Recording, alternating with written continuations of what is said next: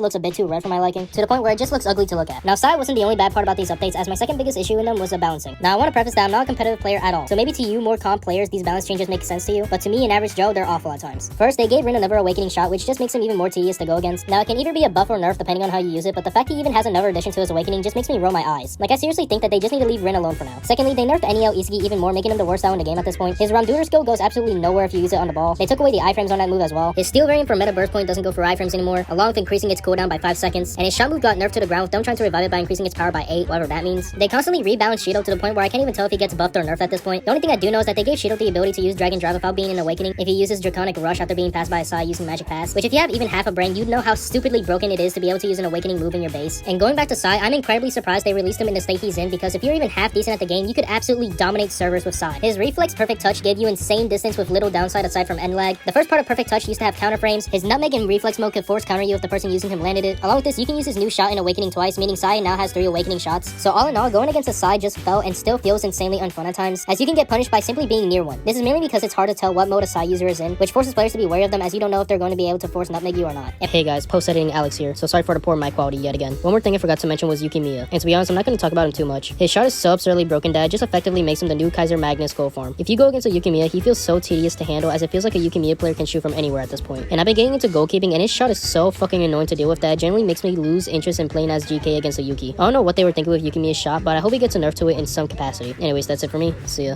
And finally, they yet again removed volleys from the game, which is just awesome. Nice, man. Anyways, anytime I see the balance changes in these updates, I'm more often than not just left confused, as some of them make zero sense, such as nerfing Kaiser's Kaiser Impact Strike by 2.5%. Like, what the hell was that? And it feels like for balancing, they just blindly throw darts at a dartboard for them. As well as the overall quality for updates have gone downhill ever since Boss Studio bought the game. The animations now just don't have the same character/charm deodorant.